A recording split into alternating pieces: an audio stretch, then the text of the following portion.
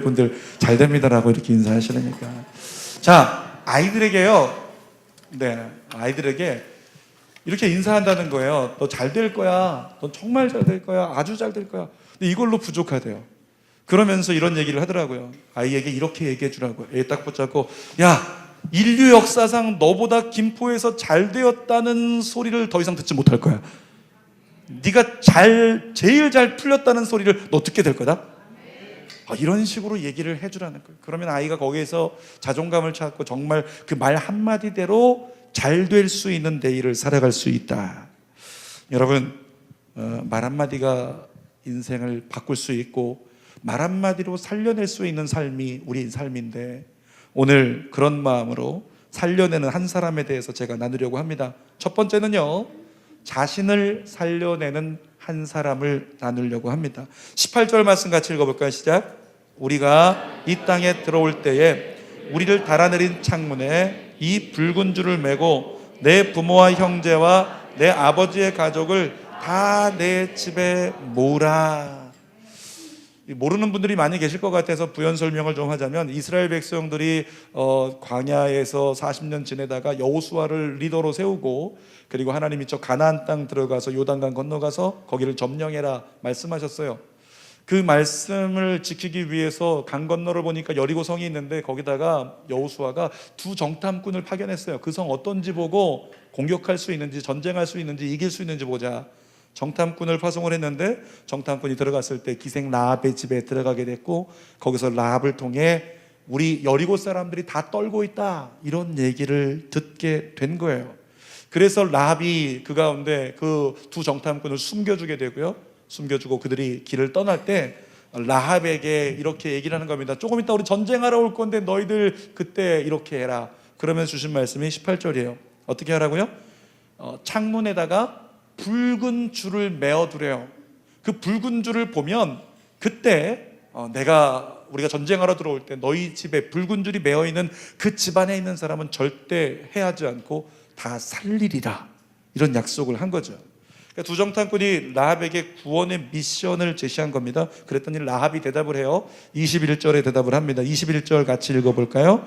라합이 이르되 너희의 말대로 할 것이라 하고 그들을 보내어 가게 하고 붉은 줄을 창문에 매니라. 여호수아 1장 초입에 우리 나눴던 말씀 제목 혹시 기억하시는 분 계신지 모르겠어요. 즉시 순종이었어요. 여러분, 지금 라합이 보니까 어떻게 반응하냐면 정말 붉은 줄 매놓으면 살 수 있다라고 하니까, 그래 그렇게 할게, 꼭 약속할게, 약속 지켜줘. 정탐꾼하고 약속하고 있어요. 뭘 믿고 라합이 그 두 정탐꾼의 말을 들었을까요? 두 정탐꾼 보고 믿었을까요? 아니요. 두 정탐꾼 보고 믿은 게 아니라 하나님을 믿은 거예요. 하나님을 믿었는데, 하나님을 믿는 백성의 정탐꾼이었던 두 사람을 하나님의 사자로 여겼던 거예요. 여호수아 6장에 보면 그들이 하나님의 사자라고 분명히 나와요. 이 라합은 하나님의 백성 중에서 보내어진 사람을 하나님의 사자로 여기고, 그들의 말을 귀담아 듣고 말한 대로 그렇게 믿고 지금 움직이고 있는 라합의 모습이었다고 하는 거죠.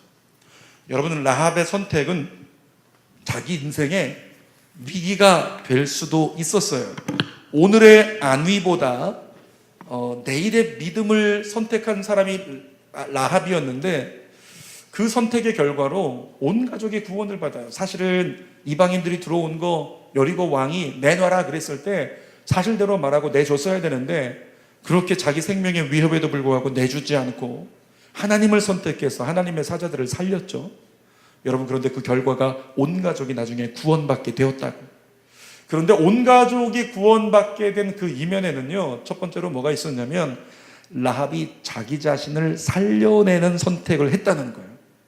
라합이 자기 자신을 살려내는 선택, 이런 거죠. 라합이 이방신을 믿는 그 여리고 사람인데, 그 여리고에서 정말 하나님 한 분을 믿고 하나님 한 분을 의지하기로 결정하고, 그리고 나서 자기 자신이 어떤 상황에도 나는 끝까지 하나님을 붙들겠다, 이런 믿음을 갖게 된 거죠. 사람은요, 자기 자신을 살려내는 선택을 하는 게 중요합니다. 자기 자신을 살려내는 선택, 어떤 건지 물어볼게요. 김정은 자기 자신을 살려내는 선택 뭘까요? 김정은. 핵미사일일까요? 김정은은 핵미사일 만들어서 이걸로 위협하면 살 수 있다, 이렇게 믿고 있어요. 지금 핵을 계속 개발하는 거예요.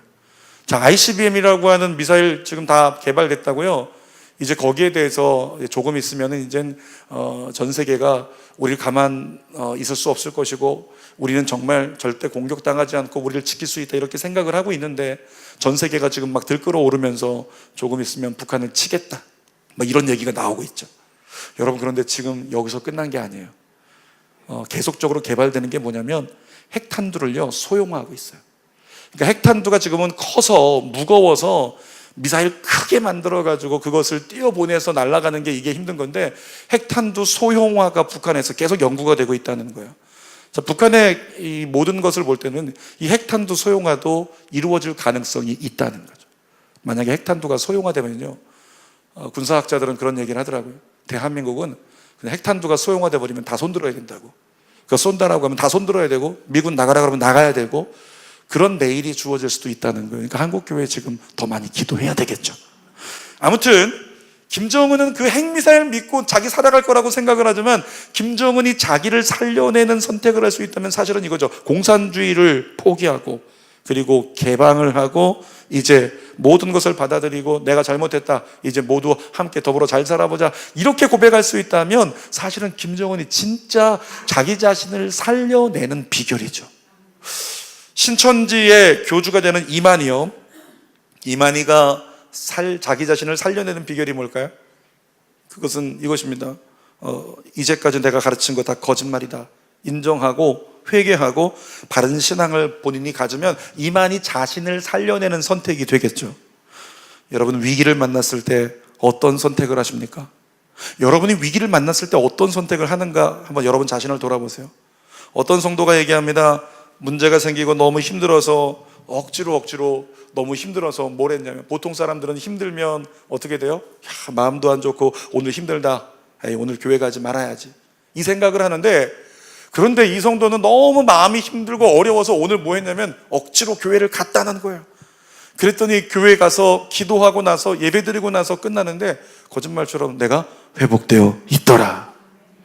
이 성도가 뭐냐면, 본능적으로 따라간다면 힘드니까 쉬어야지, 힘드니까 가만히 있어야지, 이것이 우리의 본능인데, 힘들지만 나를 살려내는 선택이 뭘까? 그것은 내가 정말 이 힘들고 눌려있는 내가 하나님 앞에 나가서 보좌 앞에서 주님의 긍휼을 얻고 주님으로 말미암아 회복을 경험하는 것, 이것이 나를 살려내는 거지. 그 마음을 가지고 교회 나와 기도하고 예배드렸더니 회복을 경험하게 되었다는 거예요. 어떤 분은요, 목사님 너무 고민되는 일이 있어요. 그래서 목사님을 찾아오죠. 그리고 목사님께 상담하고 나서 상담해보니까 마음이 편해졌고, 그리고 목사님이 가르쳐주는 대로 지혜를 얻어요. 그래서 가르쳐준 대로 이렇게 해봤더니 정말로 일이 잘 해결된 거예요. 그래서 목사님 며칠 뒤에 목사님 말씀대로 했으니 잘 됐다고 좋아서 전화를 하게 되는 거죠. 사랑하는 여러분, 바로 이것이 자기를 살려내는 선택을 하는 사람들의 모습이에요. 여러분들은 어떻습니까? 자기를 살려내는 선택을 하시나요? 아니면 자신을 힘들게 하는 선택을 하시나요? 주는교회 등록 성도들에게요, 제가 항상 세 가지 꼭 부탁하는 게 있어요. 주는교회 등록 성도들, 우리 이 제일 앞에 있는 우리 김영환 집사님에게도 등록할 때 똑같은 얘기를 했어요. 세 가지 잘해야 된다 얘기를 했어요. 오늘 우리 인사하신 박순옥 성도님에게 등록하면서 똑같은 얘기 했습니다. 세 가지 이거 잘해야 교회 생활 잘할 수 있다. 첫 번째 것이 있고 두 번째 것, 세 번째 게 있는데, 두 번째 건 뭐냐면 공동체 활동해라, 구역 활동해라, 남녀선교회 이런 공동체 활동을 해야 교회 생활 잘할 수 있다, 이 얘기했어요. 같이 서로를 끌어주는 사람이 있어야 되니까.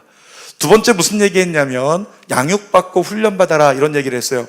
양육과 훈련이 있어야 된다. 제자 훈련받고 때로는 선교 훈련받고 성경 공부하면서 신앙생활하라, 그럼 잘할 수 있다, 이런 얘기 해줬어요.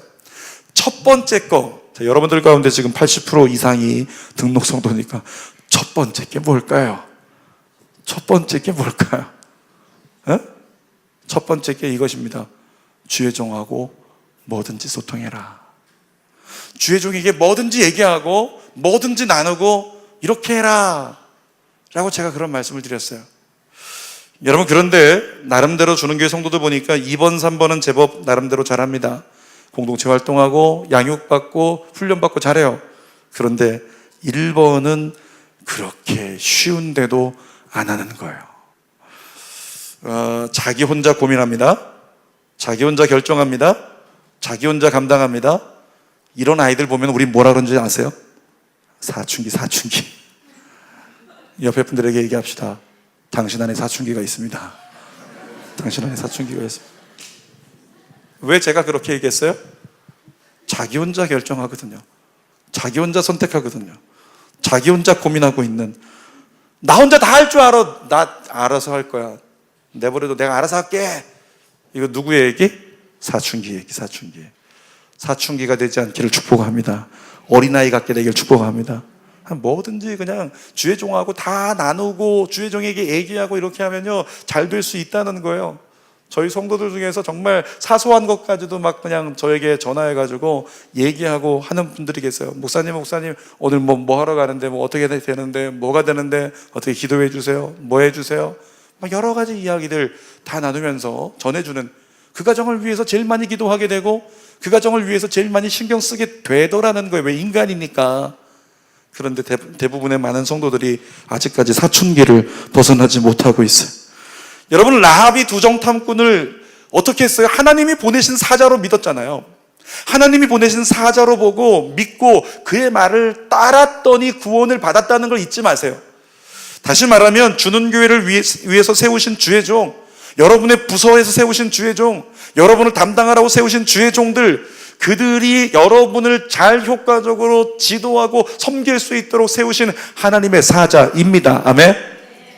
하나님의 사자라고 믿고 그들의 말을 한번 잘 따라 보시라고요. 그 가운데 균형 잡힌 바른 선택이 가능해지는 거예요. 자기를 살려내는 그 한 사람 누구냐면, 그렇게 정말 하나님을, 그리고 하나님의 사자를 잘 따라갈 수 있는 한 사람, 여러분 되신다면 자신을 살려낼 수 있는 선택이 될 것입니다. 자, 두 번째로 집안을 살려내는 한 사람이 있어요. 옛날에 그런 얘기 있었죠. 자녀들을 저희 할머니 때만 해도 굉장히 많이 낳아요. 그러니까 7 낳고 6 낳고 8 낳고 9 낳고, 저희 외가에는 보니까 11을 낳았어요. 그러니까 이렇게 많이 막 낳아서 기르는 이유가 뭔가 물어봤더니 할머니들이 그런 얘기 하더라고요. 얘네들 중에서 한 녀석만 잘 되면 돼. 이 중에서 한 놈만 좀 잘 되면, 한 녀석만 잘 되면 어떻게 된다? 집안이 일어난다. 이런 얘기 때문에 과거에는요, 많이 낳았어요. 물론 온갖 풍토병, 온갖 질병들 때문에 자꾸 많이 이렇게 사망하는 일이 발생하니까 그래서 많이 낳기도 했겠지만, 아무튼 그들 중에서 한 녀석만 잘 되면 된다라고 얘기를 했다는 거죠. 여러분, 성경에 비슷한 이야기가 있어요. 야곱의 가문이 그래요. 야곱의 아들들 몇 명? 12명. 그런데 이 12명의 아들들이 나중에 보니까 이스라엘의 한 부족을 이루었는데, 이 부족이 애굽 땅으로 들어갈 때 몇 명이었다고 성경에 기록했는지 기억하세요? 70명. 여러분, 그런데 70명도 큰 부족이지만, 그런데 기근을 만났을 때 어떻게 될까요? 광야에서 살던 사람, 저 들에서 살던 사람들이, 유목민들이 기근을 만나서 먹을 게 없어버리면 그러면 다 굶어 죽는 거예요. 70명 순식간에 다 죽는 거예요. 그런데 이들이 죽지 않고 어떻게 돼요? 나중에 보니까 몇백 년 후에 300만 명이나 돼요. 어떻게 가능했을까요? 누구 때문에? 요셉 때문에. 요셉. 12명의 아들들 중에서 11번째 아들, 잃어버렸다고 생각했던 그 11번째 아들 요셉 때문에 세상에 기근 때 요셉을 찾게 되고, 요셉을 만나게 되고, 요셉 때문에 애굽으로 이사 가게 되고, 70명이 거기서 만들어준 고센 땅에서 열심히 잘 살더니 정말 남자만 60만 명이 넘는, 남녀노소까지 다 하면 아마도 약 300만 명이 될 듯한 그 민족이 되어서 떵떵거리고 잘 살게 되더라는 거예요. 이렇게 한 사람이 그렇게 쓰임받는다는 거죠. 자, 라합이라고 하는 한 사람이요, 그렇게 비슷하게 쓰임받았어요. 라합 한 사람의 믿음 때문에 집안 식구들 모두가 심판을 면하고 전쟁에서 유일하게 사는 집안이 됩니다. 자, 성경 볼까요? 여호수아 6장 25절 시작. 여호수아가 기생 라합과 그의 아버지의 가족과 그에게 속한 모든 것을 살렸으므로 그가 오늘까지 이스라엘 중에 거주하였으니, 이는 여호수아가 여리고를 정탐하려고 보낸 사자들을 숨겼음이더라. 자, 초반절에 뭐라고 써 있어요? 기생 라합과 그의 아버지의 가족과 그에게 속한 모든 것이 어떻게 됐다고요? 어떻게 됐다고요? 살았다고. 누구 때문에? 라합 때문에. 라합이라고 하는 사람 때문에. 여러분, 그런데 물을게요. 라합 집안에서 어떤 존재였을까요? 라합 집안에서 비저너리였을까요? 라합 집안에서 희망이었을까요? 라합에게 물었을 거예요. 너는 우리 집에 뭐? 사람들이 라합을 뭐라고 했을까요? 라합은 우리 집에 뭐라고 했을까요? 희망이라고 했을까요? 희망? 라합은 뭐였다고요? 기생. 희망이었을까요? 어쩌면 이렇게 얘기했을지 몰라요. 라합은 우리 집안에 뭐? 그러면 괄호 열고 두 글자. 수치. 저 우리 집안에 수치다, 수치. 저 골칫덩어리, 저 수치라고 여겼을 수 있다는 거예요. 그런데 라합의 인생을 통해서 우리가 깨달을 수 있는 것은 하나님 어떤 분 수치 인생을 구원 인생으로 바꾸시는 하나님. 과거에 로또 복권 처음 나왔을 때 사자성어 나왔었죠. 사자성어 사람들이 좋아하던 거 뭐였어요? 무슨 역전? 인생 역전. 로또 복권 사라, 너 인생 역전된다. 근데 이제 인생 역전 안 나오는 거 아시죠? 왜 안 나오는 줄 아세요? 로또 복권 산 사람 중에 90%가 다 망했거든요. 다 인생이 망한 거예요. 다 가정이 파탄나 버리고, 다 가족들끼리 막 싸워버리고, 인생이 망가져 버리니까 이제는 인생 역전 안 나와요. 여러분, 그런데 인생 역전을 이루는 그 대가가 누구예요? 우리 하나님이잖아요. 수치 인생을 구원 인생으로 뒤집어서 바꿔버리는 우리 하나님. 사랑하는 여러분, 인생 역전은 하나님의 주특기. 아멘. 성경 볼까요? 고린도전서 1장 27절 28절 시작. 하나님께서 세상의 미련한 것들을 택하사 지혜 있는 자들을 부끄럽게 하려 하시고 세상의 약한 것들을 택하사 강한 것들을 부끄럽게 하려 하시며 하나님께서 세상의 천한 것들과 멸시받는 것들과 없는 것들을 택하사 있는 것들을 패하려 하시나니. 자, 이 성경 지금 우리가 읽었던 말씀을요, 한마디로 네 글자로 얘기하면 뭐가 될까요? 인생 역전이라는 거예요. 지혜 없는 자로 지혜 있는 자를 부끄럽게, 약한 자로 강한 자를 부끄럽게, 가난한 자로 부유한 자를 부끄럽게 하시는 분이 우리 하나님이시라고 하는 거죠. 우리 하나님이 그런 분이세요. 사랑하는 여러분, 여러분의 오늘 신세가 어때요? 오늘 여러분의 상황이 어때요? 뭐 부유해서 좋은 사람도 있고, 또 건강해서 좋은 사람도 있고, 모든 게 우리 아이들 잘 됐다 좋은 사람도 있겠지만, 대체적으로 힘들고 어려운 사람이 우리 안에 많이 있잖아요. 우리 안에 연약함들이 너무 많이 있다는 거죠. 부족함이 많이 있다는 거예요. 그래서 자꾸 한숨이 나와요. 여러분, 그런데 그리스도인은 오늘을 보고 사는 사람이 아닙니다. 그리스도인은 내일을 보고 살아가는 사람이에요. 따라합시다. 그리스도인은 나는 내일을 보고 살겠다. 아멘. 미운 오리 새끼 아세요? 미운 오리 새끼. 자, 솔직하게 오늘의 내 신세를 내가 보니까 내 성숙의 신세, 신앙적 어떤 영적 성숙의 신세, 세상에서 철들매 신세, 나의 수준을 보니까 나 미운 오리 새끼 같아. 손 들어보세요. 손가락이 들어보세요. 솔직하게. 위로 들지 말고 그냥 밑에서 손가락만 이렇게 들어보라. 솔직하게. 미운 오리 새끼. 제가 보기에 거의 90%인데 미운 오리 새끼. 여러분, 손가락 드신 분들 혹시 내 옆에 있는 분 보신 분이 계시면 그분에게 이렇게 얘기해 주세요. 백조가 될 거야. 백조가 될 거야. 백조가 될 거야. 미운 오리 새끼가 주는 의미가 뭐예요? 오늘 미운 오리 새끼 같다고 왜 나는 외로워야 되고, 왜 나는 오늘 이렇게 실패해야 되고, 왜 나는 오늘 이렇게 없어야 되고, 왜 우리 아이는 아직도 이렇게 남들은 다 성장하는데 우리 애는 성장하지 않아야 되고, 왜 남들은 한 번에 대학 가는데 우리 애는 안 되고, 왜 우리 아이는 방황해야 되고, 왜 우리 가정은 연약해야 되고, 남들 남편들은 다 나와서, 남들 아내들은 다 나와서 예배 잘 드리는데 우리 아내, 우리 남편은 어디 간 거고, 왜 우린 이래야 되냐고 원망하고 불평하는 마음이, 안타까운 마음이 우리 안에 들어올 때 하나님 여러분에게 말씀하시죠. 사랑하는 내 아들 딸아, 너 지금 미운 오리 새끼야. 미운 오리 새끼일 뿐이야. 기억해라. 내가 너를 무엇으로 만든다? 백조로 만들리라. 이것이 성경의 우리 하나님의 말씀이잖아요. 우리 하나님의 주특기가 바로 여러분을 백조 만드시는 것이라는 사실을 우리 믿고 의지할 수 있기를 바랍니다. 부모님 탓할 필요 없어요. 배우자 탓할 필요 없어요. 자녀들 탓할 필요 없어요. 여러분, 하나님은 여러분에게 관심이 있어요. 여러분 한 사람을 통해서 여러분의 집안을 일으키기를 원하십니다. 여러분 한 사람 때문에 여러분 집안을 변화시키기를 원하세요. 그것이 성경을 통해 오늘 우리에게 주시는 메시지예요. 두 정탐꾼은 라합에게 특별한 미션을 전달합니다. 여호수아 2장 18절 상반절 스크린 보고 한번 읽어볼게요. 시작. 우리가 이 땅에 들어올 때에 우리를 달아내린 창문에 이 붉은 줄을 메고, 이 붉은 줄이 상징하는 게 뭘까요? 예수 그리스도예요. 붉은 줄, 이것은 예수 그리스도, 예수의 피를 상징해요. 예수 이름을 상징하는 거예요. 이스라엘 백성들 출애굽할 때 10번째 재앙에서 그때 문설주와 좌우임방의 어린 양의 피를 바른 가정은 죽음의 천사가 심판이 넘어가리라. 그래서 6월절이죠. 여러분, 그 6월절에 심판을 면하게 된 상징, 어린 양의 피, 예수의 보혈, 그것이 바로 저 여기서 지금 이 붉은 줄도 마찬가지 똑같이 예수 그리스도를 상징하는 거예요. 그러니까 붉은 줄을 매놓았더니 나중에 어떻게 됐어요? 정말 여리고가 침공에 들어오는 이스라엘 군대에 의해서 다 멸망하고 죽어나가는데, 붉은 줄 매었던 라합의 집에 안에 있었던 사람들은 아무도 죽지 않았다.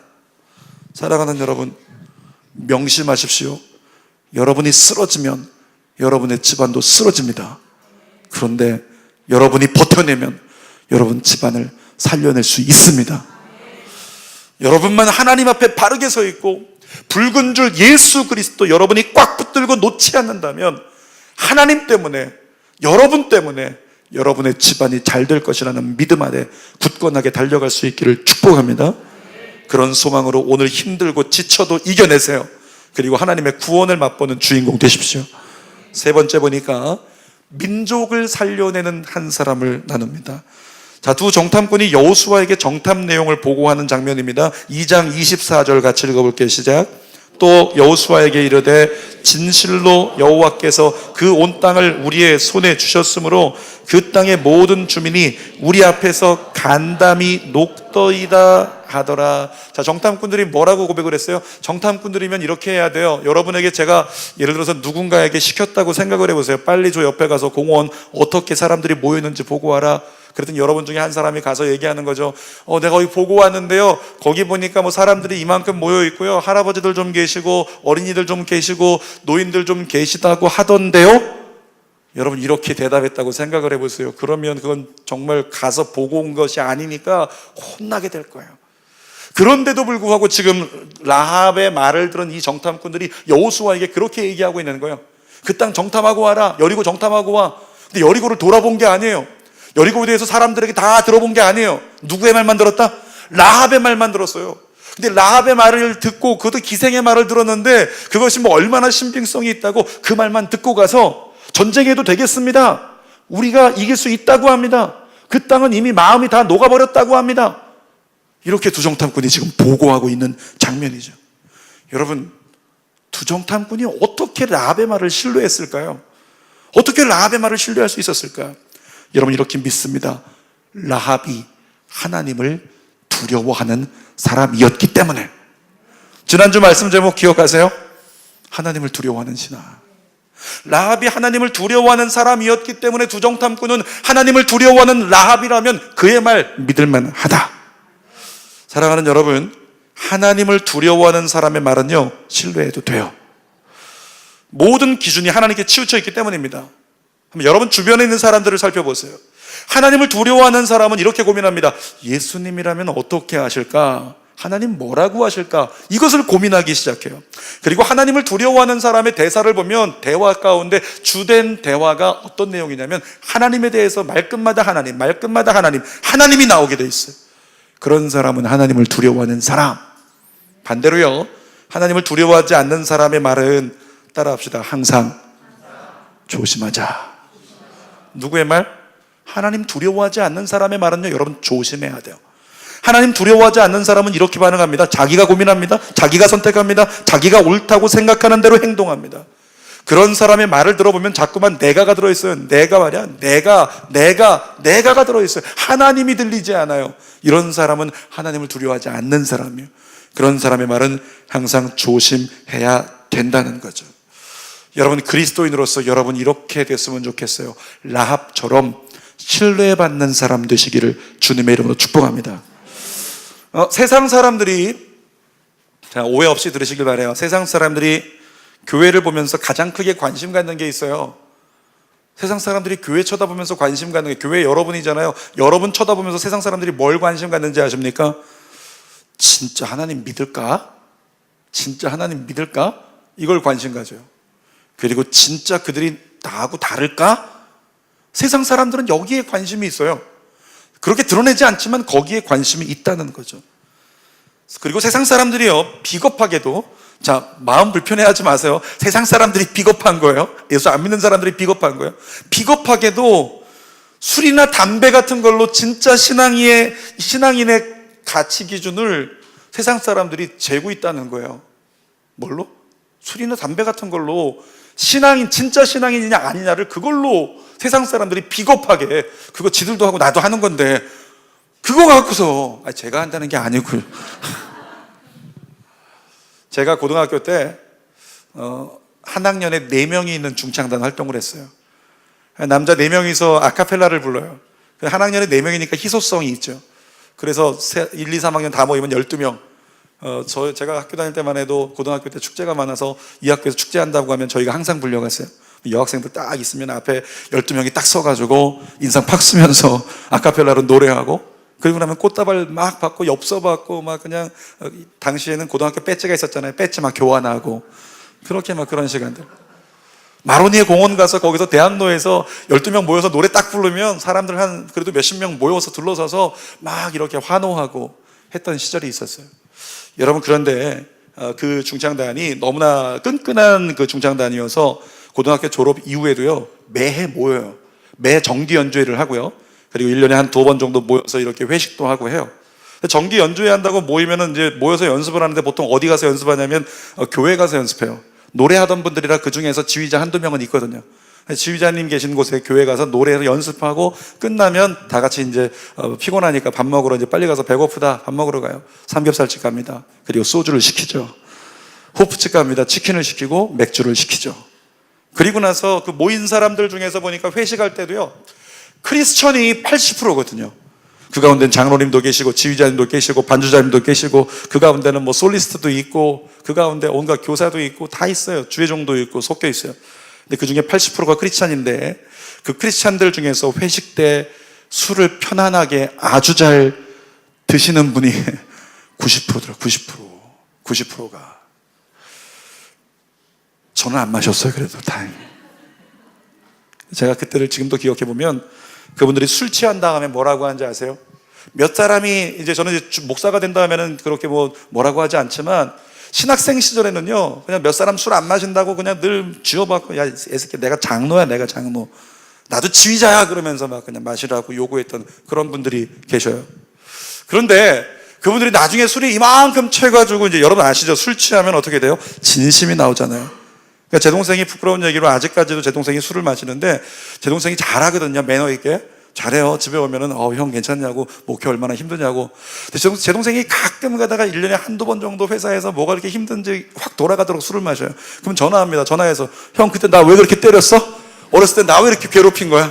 그러면서 저한테 지금 전화를. 그러면서 또 한마디 하는 거죠. 형, 난 제일 슬펐던 게 있다. 나하고 포장마차에서 술 마셔주는 형이 없어서 슬펐어. 그러면서 아이가 지금도 제 동생이 얘기를 하더라는 거예요. 술 마시면 진심이 나오는 거죠. 근데 그 가운데 저희 선배들 중에서 어떤 선배가 이렇게 오더니, 한 20년 선배가 와가지고, 제가 이제 고기를 이렇게 먹고 있는데 한참 이렇게 술 기운이 오르셔서 제 어깨를 딱 붙잡더니 하시는 얘기가 뭐냐면, 야, 성현아, 네가 진짜다. 네가 진짜다. 뭘로 얘기하는 거야? 야, 너 끝까지는 그렇게 구박하고 막 그래도 술 안 마시는 거 보니까 네가 진짜다. 야, 비겁하죠. 비겁해. 술 안 마시는 거 같고 크리스찬을 진짜 가짜로 구분하는 이 험악한 세상. 여러분, 근데 세상이 그래요. 그래서 교회에서 할 수 있으면 술, 담배 이겨보라고, 취하지 말라고. 저는 그래도 많이 말 안 하는 편인데 하는 거죠. 옆에 분들에게 축복합시다. 이길지어다. 이길지. 자, 어떤 사람이 신뢰를 받을까요? 하나님을 두려워하는 사람이요. 하나님을 두려워하기 때문에 하나님이 원하시는 삶을 살려고 몸부림치는 사람, 하나님이 원하시는 삶을 다 못 살고 지금 아직 많이 부족한 사람 아니에요. 하나님이 원하시는 삶을 살려고 나름대로 몸부림치는 사람이 있으면 그 사람을 하나님이 기뻐하신다고요. 찬양 가사 좀 띄워주실까요? 다음 우리 가사 읽어볼까요? 은혜 아니면 살아갈 수가 없네. 호흡마저도 다 주의 것이니 세상 평안과 위로 내게 없어도 예수 오직 예수뿐이네. 자, 뭐라고 써 있어요? 호흡마저도 다 주의 것이고 세상 평안과 위로 내게 없어도, 이게 뭐냐면 삶이 힘든 거예요. 삶이 죽겠는 거예요. 삶이 힘들고 죽겠는 그런 상황들이 예수 믿는 사람에게도 다가온다는 거죠. 그 다음 보여주십시오. 크신 계획 다 볼 수도 없고 작은 고난에 지쳐도 죽게 묶인 나의 모든 삶 버티고 견디게 하시네. 여러분, 하나님을 두려워하는 사람이 누구냐면 하나님의 계획이 도무지 안 보여요. 답답해요. 작은 고난 때문에 지쳐서 쓰러질 것 같아요. 내 삶이 어려워요. 그런데 하나님을 난 두려워하기 때문에 하나님 버리지 않고 예수님 붉은 줄 꽉 붙잡고 끝까지 기도하겠다, 끝까지 버티고 견디겠다, 이와 같은 사람이 있다는 거죠. 그가 누구냐면 하나님을 두려워하는 사람이라고요. 사랑하는 여러분, 여러분이 버티고 견딜 수 있기를 축복합니다. 결론적으로 라합은 어떻게 됐습니까? 여리고성은 이스라엘 백성들에 의해서 나중에 정복돼요. 그랬는데 정복되고 사라져버린 게 아니라, 그 여리고 민족이 사라져버린 게 아니라 라합의 가문을 통해서 여리고 민족이 하나님을 믿는 가문으로 변화되어 새롭게 민족이 세워지는 거예요. 결국에는 라합이라는 한 사람이 그 민족을 살려내는 한 사람이 된 것입니다. 여러분 모두가 그렇게 민족과 열방을 살려낼 수 있는 한 사람 되시길 축복합니다. 김포에서부터 시작하시길 축복합니다. 마지막으로 한 말씀 더 드릴게요. 이건 뭐냐면, 민주당 국회의원인 그 김두관 의원이 저희 목양실에 한번 방문을 했었어요. 목양실에서 그 좁은 데서 이렇게 저하고 마주하고 있는데 속으로는 조금 떨렸어요. 대통령 후보까지 나왔던, 경선 후보까지 나왔던 사람이니까. 그런데 제가 겉으로 이제 긴장하지 않은 척, 센 척 하려고 딱 이렇게 힘주고 대화를 나누다 보니까 그분이 뭐라고 하시냐면, 내가 김포에 와서 이제 정치를 하면서 김포를 한번 다시 새롭게 만들어 보고 싶은데, 목사님, 김포가 경기도에서 가장 힘없는 곳인 거 아시죠? 가장 힘없는 곳이래요, 경기도에서. 이 말은 모든 혜택을 제일 늦게 누릴 수밖에 없는 곳이 김포래요. 화나지 않아요? 화나지 않아요? 여러분이 이사 온 데가 그런 데래요. 김포가 제일 힘없대요. 제일 혜택을 못 누린대요. 근데 여러분, 그 이야기에 제 안에서 작은 격분이 일어나더라고요. 그러면서 목사 마음에 그런 마음이 있었어요. 김포를 바꾸어 놓고 말리라. 그때부터 막 기도했어요. 김포에 하나님 더 많은 사람이 들어오게 하여 주옵소서. 건물마다 교회가 세워지게 도와주옵소서. 김포에 있는 사람들이 인구가 늘어나야지 세진다고 하니까 아이를 많이 낳게 하여 주옵소서. 제가 막 기도했잖아요. 주는 교회에서 아이들 막 낳고 또 낳는 역사가 막 일어나더라고. 그 뒤에. 사랑하는 여러분, 여러분 한 사람이 김포를 바꿔놓겠다는 꿈을 가지고, 김포가 바뀔 거라는 꿈을 가지고 꿈꾸면서 믿음으로 주님 붙들고 나간다면 여러분 한 사람을 통해 그 일이 일어난다고 믿습니다. 설교의 결론입니다. 오늘 제목은 살려내는 한 사람이었어요. 여러분, 정말로 자신을, 집안을, 민족을 살려내는 한 사람 되고 싶으십니까? 근데 솔직하게 마음은 있지만 우리 자신 보세요. 얼마나 우리 모습은 연약합니까? 기생 라합처럼 손가락질 받을 수준밖에 안 되잖아요. 나름대로 열심히 신앙생활을 하지만 집안 식구들에게 예수 믿는다고 대우 받으세요? 대우 못 받던 분들 많잖아요. 네가 예수 믿는다고 잘된 게 뭐가 있냐, 이런 소리 듣는 분들 많이 있잖아요. 여러분, 그게 현실일 수 있습니다. 주변 사람들이 교회 다니는 것이 대수냐고 그런 소리 들을 수도 있어요, 오늘은. 그런데 기억하십시오. 좌절하지 마십시오. 하나님은 여러분을 통해 여러분의 가정과 집안과 그 여러분 주변에 있는 모든 사람을 살려내기를 원하십니다. 그래서 하나님께 내가 그렇게 쓰임받게 해달라고 기도하세요. 마지막 성경 구절 함께 읽겠습니다. 창세기 21장 6절입니다. 시작. 사라가 이르되 하나님이 나를 웃게 하시니 듣는 자가 다 나와 함께 웃으리라. 하나님은 여러분이 웃게 되는 내일을 여러분에게 만들어주기를 원하세요. 신명기 8장 16절입니다. 시작. 마침내 내게 복을 주려 하심이었느니라. 여러분 끝까지 예수 붙잡고 버텨내세요. 이겨내세요. 예수 포기하지 않는 사람, 하나님께서 그 사람에게 복의 복을 마침내 누리게 만들어 주십니다. 기도하겠습니다.